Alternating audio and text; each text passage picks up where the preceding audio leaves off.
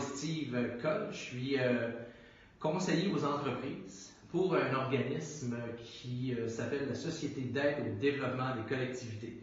C'est un organisme fédéral. C'est dans un premier temps accompagner les entreprises dans leur développement, dans les démarrages, dans toutes les phases de l'entreprise, de A à Z. Et dans un deuxième temps, on fait du développement local qui est toujours en lien avec l'entrepreneur, avec les entreprises, avec l'entrepreneuriat. On a la chance d'avoir une économie qui est assez diversifiée. Notre force, bien entendu, c'est les ressources naturelles. Quand on parle de Québec, on parle d'électricité. Ça, c'est très large, l'électricité. Après ça, on a transformé on vend notre électricité et tout ça. On a les mines. On a tout le nord du Québec. On parle de ressources naturelles à ce moment-là. Sinon, le Québec est en train de se positionner de plus en plus au niveau des nouvelles technologies. On a un virage numérique qui se fait, on est en train de se positionner autant que les grandes villes. Montréal devient aussi la capitale du numérique, on travaille fort là-dessus. Et écoutez, le maritime, le transport, tout ça, on a comme je vous dis, la diversification de notre économie, nos matières premières qui sont accessibles, fait en sorte qu'on est toujours capable de s'en sortir un peu. Au niveau local, à ce moment-là, dans un premier temps, Matane, pour situer les gens en France, Matane, c'est une ville côtière, fleuve Saint-Laurent, petite municipalité, 16 000 personnes pour la ville de Matane et agglomération, on appelle ça des MRC. On fabrique des éoliennes que vous connaissez sûrement très bien en Europe, déjà, ça fait longtemps que vous en faites. Pour nous, ça fait quelques années, on est rendu à 6, 7, 8 ans, 9 ans, je pense qu'on est dans l'éolien. On est dans le maritime aussi, on est dans la fabrication de bateaux et réparation de bateaux. Nous, les gens de la SADC et d'autres partenaires, on a créé un incubateur d'entreprise, qu'on est présentement ici, une entreprise en nouvelles technologies. On travaille justement présentement, on est en train de travailler sur un gros projet, vu que les parcs éoliens sont les premières éoliennes, les pales sont dans leur fin de vie, d'ici 5 ou 6 ans. Fait que là, on est en train de travailler sur un projet d'économie circulaire, de récupération des pales, broyer et mélanger ça au béton pour donner une espèce une flexibilité, une substance différente au béton qui pourrait servir à, entre autres, les trottoirs puis d'autres choses. Tu ne fais pas des pompes avec ça, mais tu peux faire de quoi de puissant.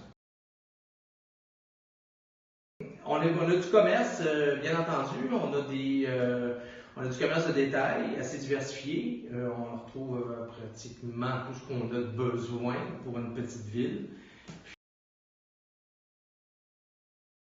On les accompagne dans un premier temps. On va travailler avec les entrepreneurs. Entrepreneurs établis, tu veux dire, ou start-up?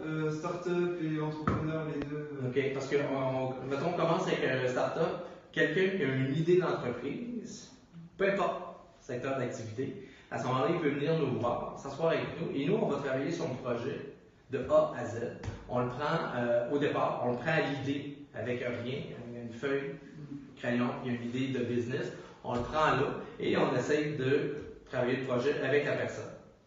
Quand je dis travailler le projet, c'est regarder la faisabilité, aller voir ce qui se fait ailleurs, faire du benchmark, travailler les chiffres. Un coup qu'on est rendu assez loin, on fait des prévisions financières, nerf de la guerre de tout entrepreneur. Prévisions financières, on ne dit jamais assez. Les gens partent, n'ont pas compté leurs affaires comme il faut. Comptez vos affaires comme il faut. On vous aide. On vous donne un bon coup de main là-dessus. Et prévisions financières, et après ça, normes, règlements et tout ce qui vient avec. On ne fait pas le plan d'affaires, on accompagne les gens à faire le plan d'affaires avec nous. Qu'est-ce qu'on fait, par exemple? C'est quand j'amène mes prévisions financières. Les prévisions financières, on demande aux jeunes, on va prendre l'exemple, un jeune qui vient, on va lui demander des chiffres, ils mettent tout ça ensemble, et après, on va faire des prévisions avec lui. Et on fait ça comme ici, on va travailler ensemble, on peut passer un après-midi à travailler sur des prévisions financières. Et c'est important que la personne soit là, comprenne ces chiffres. Puis ça, c'est work in progress. On va avancer dans ce projet-là. Et rendu à la phase de financement, parce que tout projet qui se travaille veut être financé pour réussir à se mettre sur pied. Ben, à ce moment-là, on a des programmes, on a des fonds qui s'adressent aux jeunes en bas de. Quand on dit jeunes au niveau du gouvernement fédéral, nous, c'est en bas de 39 ans, 39, 18, 39. Fait que c'est quand même le fond. On est jeunes jusqu'à 39 ans. Et après ça, c'est des fonds qui peuvent aller 25 000 ou 50 000 à 2 par entreprise, qui va servir, c'est là que c'est important, qui va servir de mise de fonds. On accompagne ce jeune-là à l'institution financière, tous les programmes au niveau fédéral, provincial qui a droit, on l'accompagne là-dedans, puis on envoie le document aux prévisions financières. Le prêt est fait, on l'accompagne dans sa business, avec notre besoin. S'il y a de l'expansion, on est là pour l'aider. Et on ne lâche pas. On ne lâche pas. C'est à vie. C'est comme une espèce de petit contrat à vie. Et bien sûr, tous ces services-là, ce qui est intéressant, que moi, ça en découle du développement économique Canada, mais ça coûte zéro à l'entrepreneur. Ça coûte zéro à la personne. Nous, on fait ça. On est payé par le gouvernement pour aider les gens à se transformer. Et nous, on travaille, comme je disais, avec les autres partenaires. Ça fait que dans un montage financier, si c'est un projet de 800 000, ben, on va essayer de trouver les autres partenaires. Si ton projet n'est pas bon, on ne t'enverra pas à guerre avec ton projet pas bon. On va le travailler jusqu'au temps qu'il soit bon. Souvent, les gens arrivent avec une idée et puis ils repartent avec peut-être une autre idée. L'important, c'est qu'on a continué à susciter le tempérament entrepreneurial chez le jeune. C'est surtout ça qu'on veut. Et là, ben, comme je disais tantôt, là, on vise beaucoup les nouvelles technologies. Fait que c'est pour ça qu'ici, l'incubateur, on fait la même chose. Mais là, on se fait accompagner avec des chercheurs, on se fait accompagner avec c'est un peu un autre crawl de personnes, pour parler français, qui va nous accompagner à essayer de monter ces projets-là, à essayer d'aller le plus loin possible. Un étudiant qui est au cégep, qui voudrait essayer de se créer son entreprise en parallèle, il va avoir la même aide. Okay? La seule affaire que je te dirais où il va avoir un statut particulier, et quand on a ouvert ici, ça fait pas longtemps que c'est ouvert des écoles en lieu, on a fait les règlements, et je prends comme exemple les Français, parce qu'on a plus de Français chez nous. Les Français viennent, ils veulent avoir le droit aux programmes gouvernementaux et tout ça. Tant que tu n'es pas citoyen, permanent et tout ça, tu ne peux pas avoir droit.